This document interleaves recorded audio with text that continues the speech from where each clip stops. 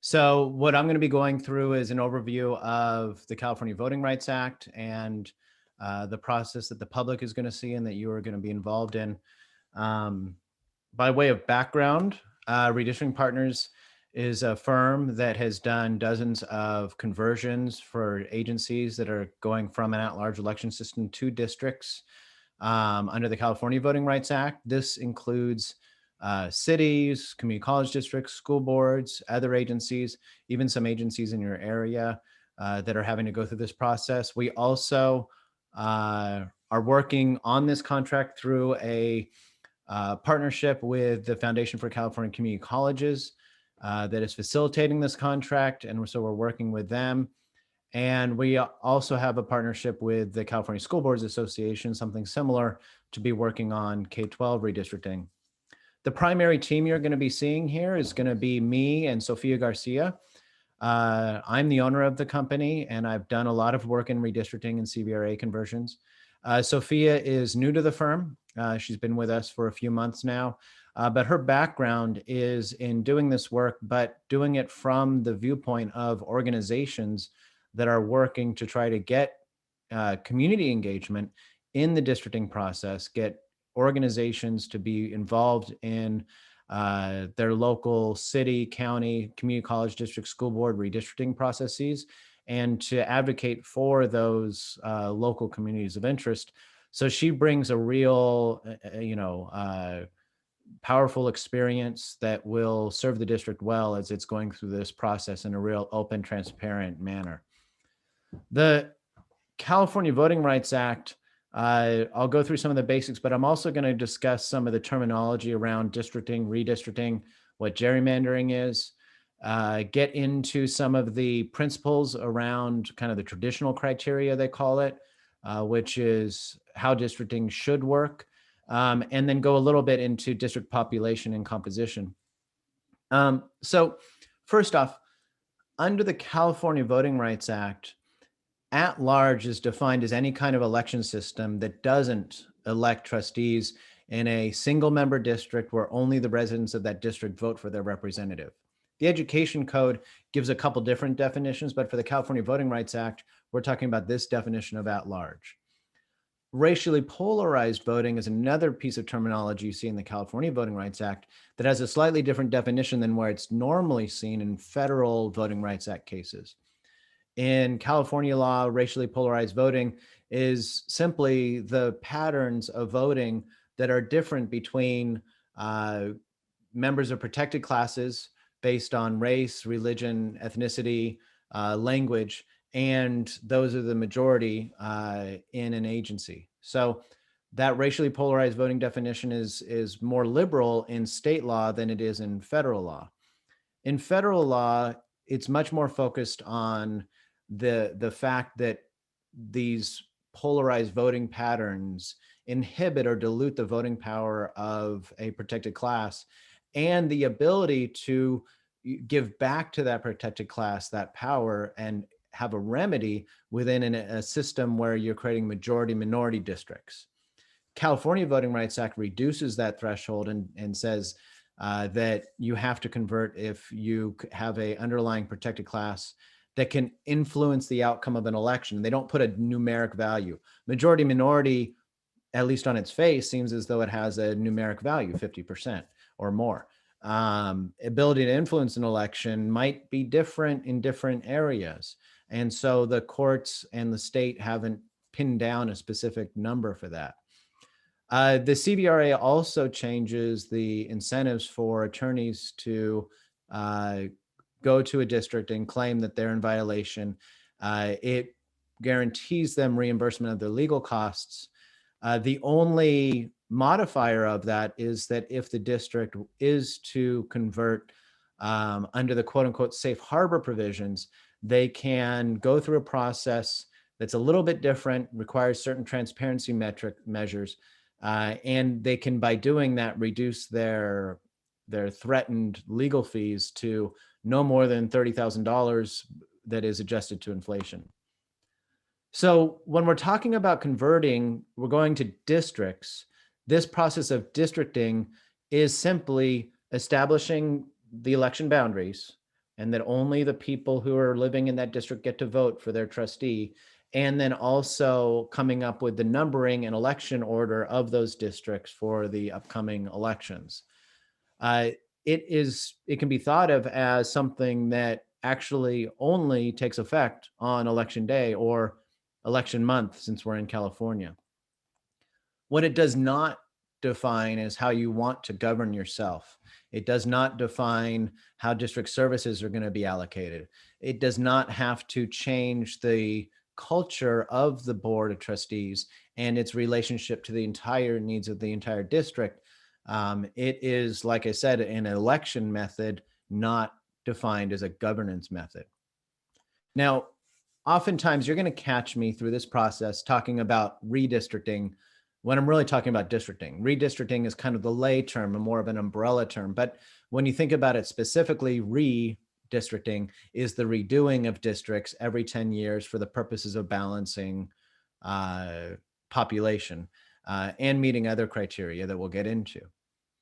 When I tell anybody about redistricting or that I do redistricting, they often think of it in its context of federal law, congressional districts. Maybe they think about state legislative districts. Even my 11-year-old daughter was in class and they were talking about elections and that members of Congress get elected in districts. So a lot of this stuff we learn early on. And in high school, mostly, we learn about this thing called the gerrymander. And the gerrymander was a set of state Senate district boundaries created by Governor Gary. So you can get into the whole GIF versus JIF debate, whether it's gerrymandering or gerrymandering. But this is it's essentially the manipulation of district boundaries to meet some political purpose. Now, this is a 200-year-old political cartoon. It is old timey, and most people think, well, that doesn't happen anymore in this way. But this is actually a state Senate district. This is a state Senate district from California down in LA that was a gerrymander. And to me, it looks like the original gerrymander with a head and little talons at the bottom. And it is a gerrymander. When you look at this district, it pairs, and I don't know how familiar you are with the Los Angeles region, but it pairs South Pasadena, which is very high income, San Marino, which is even higher income, with downtown LA and heavily Latino populations. It does not really unify communities of interest, and it violates a lot of what we'll talk about later in terms of the criteria that's utilized in redistricting, particularly in the new law and what is defined as a compact district. This would not be considered a compact district. Now, if you're looking not at the high school, but you're looking at the community college politics classes and people are talking about redistricting, a professor in a community college level government course might bring up this kind of an exercise. And he might tell all the students, okay, you've got 2 seconds, draw 3 districts. And most people are going to draw something like that. They're going to draw it horizontal, they're going to draw it vertical, but it's going to be just something that makes sense. And it takes an area in this instance where the majority of these triangles are yellow and the minority are green. And it allows for an effective districted system where that majority is allowed to have 2 votes in a districted system. The green is allowed to have 1. So it reinforces that. Now, in every government class that I've ever been to in a community college, there's always that one student who wants to show off a little bit and create this. And that, the one student will tell you, is a gerrymander to allow for the green minority population to control 2 of the districts as opposed to 1. Usually this is thought of in a political context, Democrats or Republicans getting the power of the pen and then magically being able to obtain at a statewide level, Democrats are getting less than 50% of the vote, but they're winning 75% of the districts, or the other way around. In local redistricting, we don't see partisanship come into play in the same way, but the idea could be that, the districts are drawn. I know one community college district in particular where the districts are drawn in a way that guarantees the city in the center of the county to have 3 trustees. It just guarantees it. And it was actually something that was born out of how the districts were drawn originally when that community college was formed, that the city in the middle of the county said, hey, we need to make sure that we control at least a set number of trustee areas. So this kind of thing can be done, and it still is done. But generally in community college redistricting, it's not a function of party, it's a function of other criteria. Now, how do we come into this process and try to reduce the ability for a redistricting to become a gerrymander? That's really the key transition that we've gone through in the last 20 years, most specifically, to move away from redistricting that is just partisan protection or incumbent protection or some other manipulation of the process, and go towards a process that really is drawing districts that are best for the public. And that's the process that we at Redistricting Partners, and through our work with the foundation, are seeking to help districts implement a fair, open, transparent redistricting process. In this case, districting, sorry. First off, districts need to be relatively equal size. Now, this is the basic idea of redistricting. And as an example, we actually did a redistricting in a community college once where they had one district that had 100,000 residents and another district that had 12,000 residents. That inequality meant two things, really. One, if I was in the district that had 12,000 residents, my vote is worth the same as 8 people in the district with 100,000 residents. And if I was living in the district with 100,000 residents and I had a concern about that community college having a program that was really important in my area, say it was a agricultural program that had been in the district for a long time and they were going to end it. And so I wanted to go to the trustees and say, no, this is important. If I went, I'd have to take 7 of my friends to have the same political voice in that district as one person from the area with only 12,000 residents in it. So that inequality is what the balancing of population is seeking to remedy, both political one man, one vote type of balance and representative, equal protection type of balance. Both of those concepts come into play here. Now, they are different metrics when we talk about one man, one vote and the idea of having equal representation, but the Supreme Court, as recently as a couple of years ago, really reaffirmed that when we're talking about equality, we're talking about it, and the metric we're going to use is going to be whole people, residents, based on the decennial census, not just citizens, not just voters, not just over 18 eligible voters. We're talking people, and equal meaning that the largest district and the smallest district wouldn't deviate by more than 10%. That example I gave you before, I'd have to do the math, but I think that their deviation would have been 800% deviation. We're not going to have a deviation that's more than 10%. So one of the traps, just to be aware, is that sometimes people say, well, we are going to do a really good redistricting. And so for us to have a better redistricting than that other community college down the street, we're going to have a redistricting and we're going to have a 1% deviation. That's going to be great. And having smaller deviations does make each district more equally populated. That's fine. But I would discourage anybody from, at the outset of a districting process, setting some arbitrary metric and saying, we're going to try to reach this narrower idea of equality.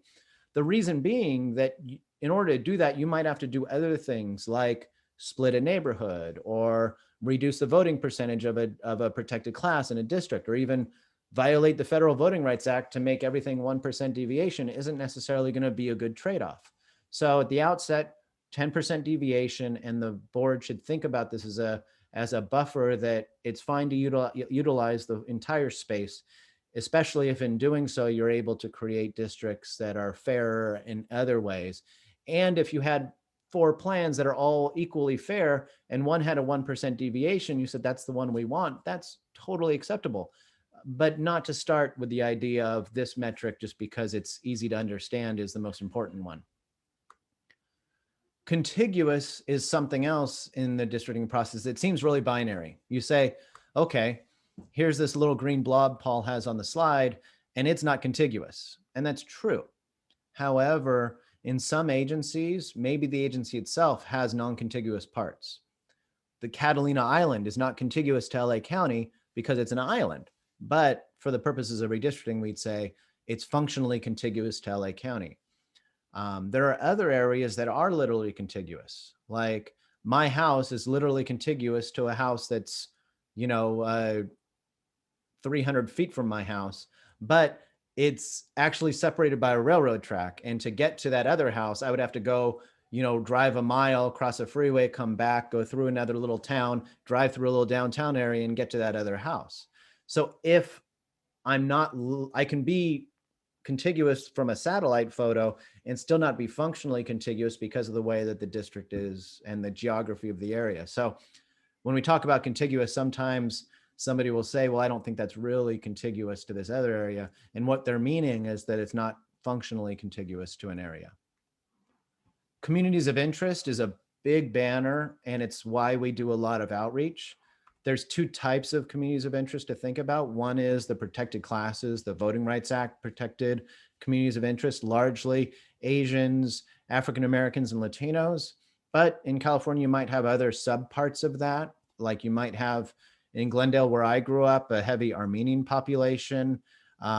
In San Diego, you have really, in inland San Diego, you have a really strong Chaldean population. There might be other subgroups of this that are also kind of these higher tier communities of interest. Now, it's important as we're doing this process, we might get to a point where we're drawing districts that are required under federal law as a majority minority district because they meet certain preconditions, and it's a pretty elaborate set of rules around that.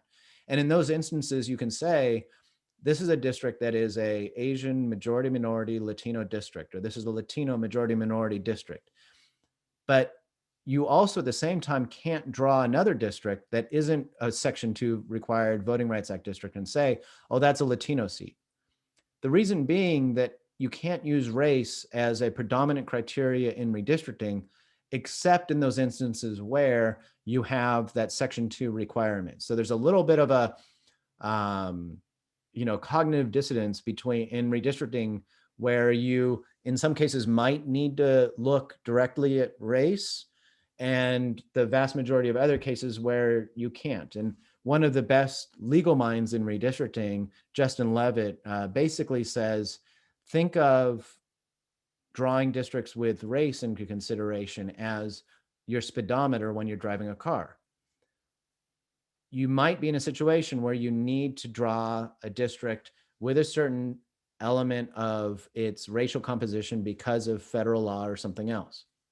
Now, while you're doing that, you also need to look out the steering, over the top of the steering wheel at the road. You need to look at traffic. You need to look at pedestrians. You need to look at other things beyond that speed limit, beyond your speedometer.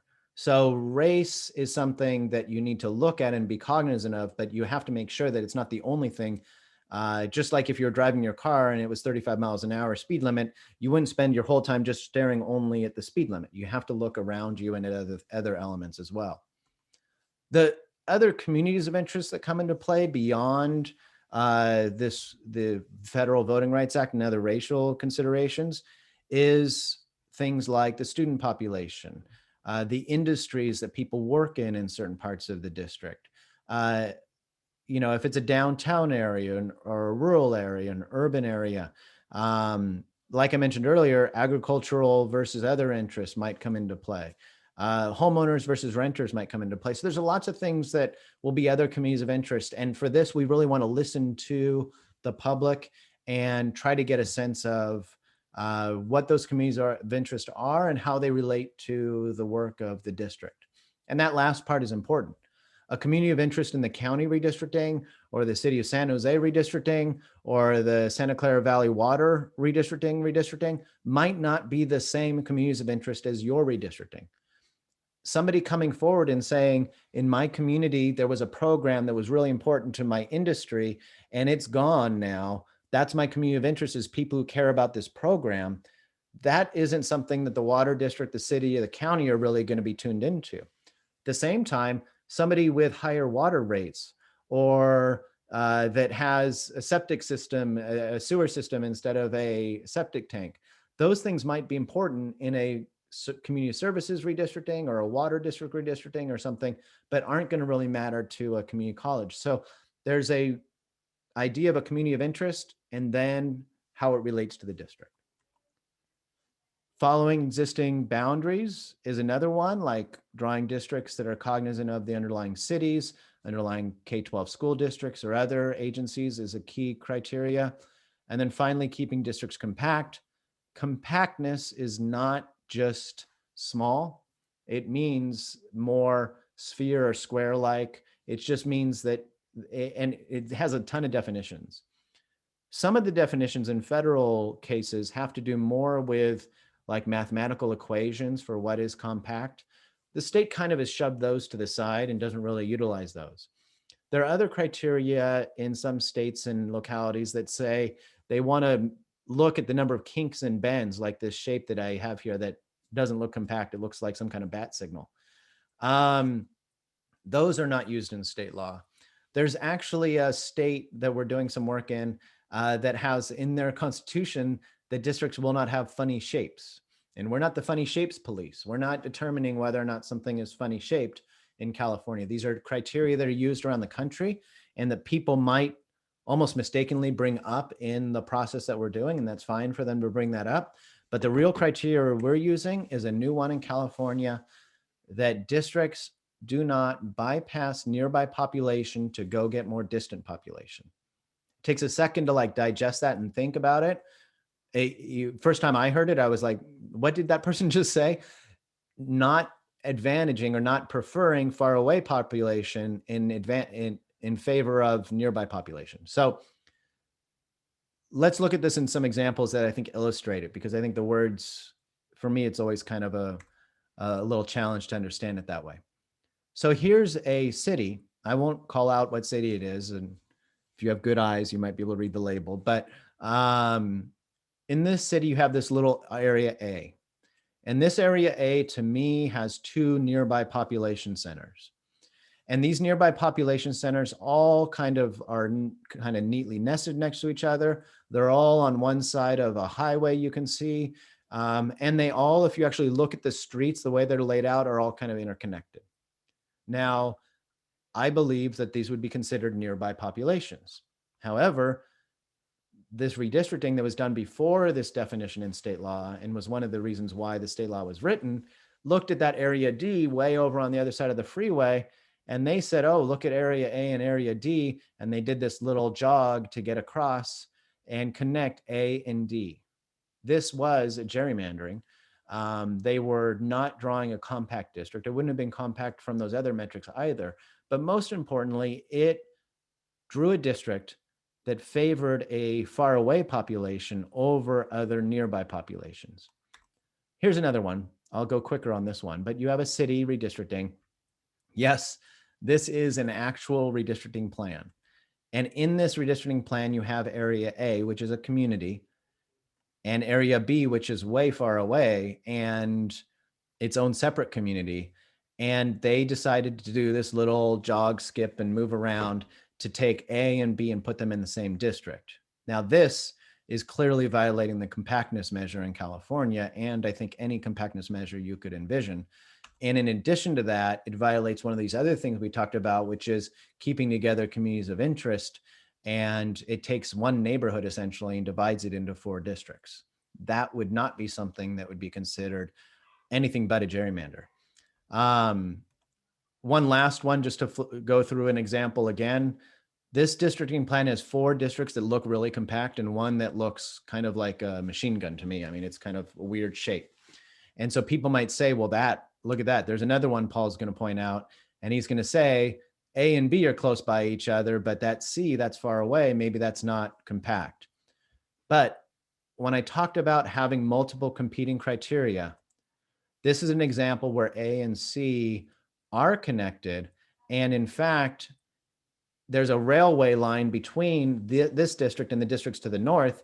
The only 2 places you can cross that railway line are on overpasses at Mace on one side and Russell on the other side, or Richards on the other side.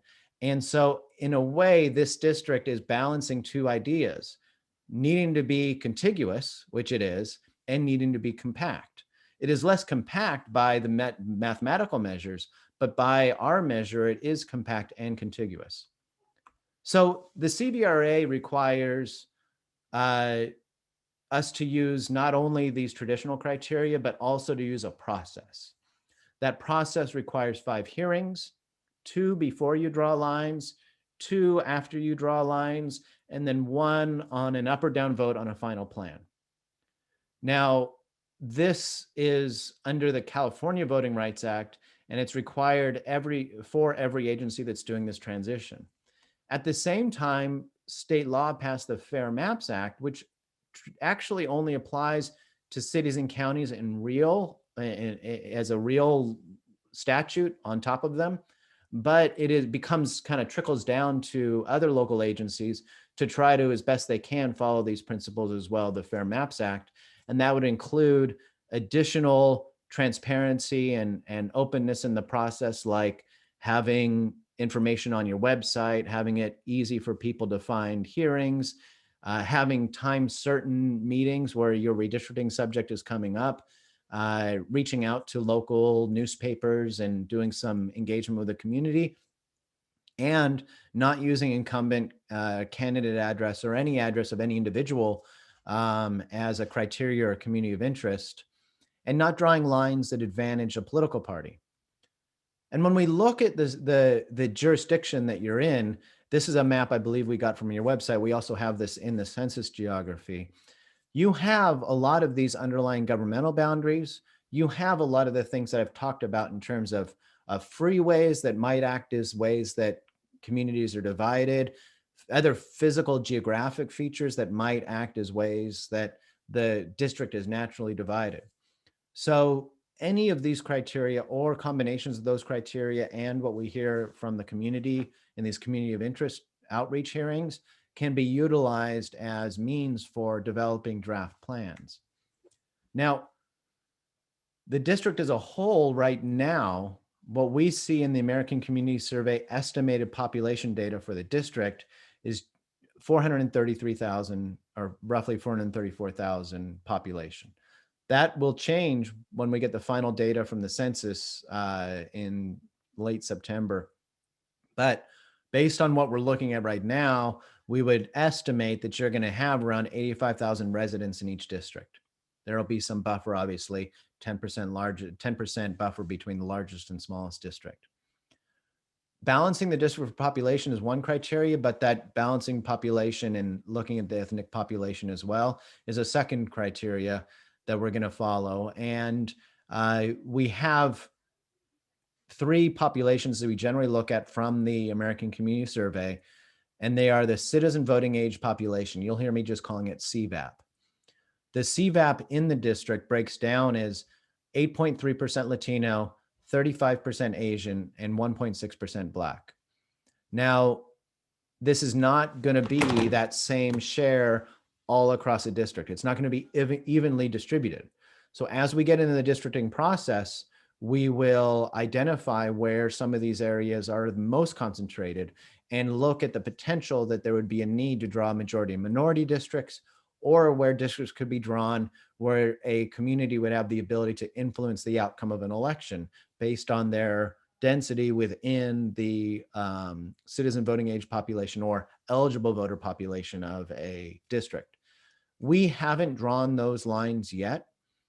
One of the reasons is that the district is not allowed to release draft lines until after the second hearing. And so it's a best practice for us to not kind of play around on our own, come up with draft maps, come up with these ideas and start to preconceive what we believe is a good plan until we've heard from the community and gotten a truer sense of the communities of interest in the area. So you're in a situation where you need to complete this process this year or next year, but no matter what you do, you have to complete it before the end of April in 22. Traditionally, a CVRA conversion process is a 90-day process. But for this cycle alone, you have longer to do it because the state wants to allow you to do this concurrent with other redistrictings, utilizing the new census data. We're dealing with a late census coming the end of September with potential additional delays and potentially some big shifts in the deadlines, both filing deadline periods and potentially the actual primary election date. So we're in a situation where the deadlines, I think, are really fluid. We're still waiting to hear what the legislature might do. We're waiting to see what the court might do to intervene. We're waiting to see any signs from the census about the census data being even later. And so there's this kind of need to be a little bit zen about all the deadlines and timeframes, especially if you were to try to do something in 21. If you're looking at doing things in 22, you can probably be a little bit more firm about your planned dates, because you're not going to be in a situation, I hope, where we're sitting around in January, February and wondering when the census is coming out. So it's important for us all to kind of be patient as we go through this process. And with that, I'm happy to close up my screen share and take any questions.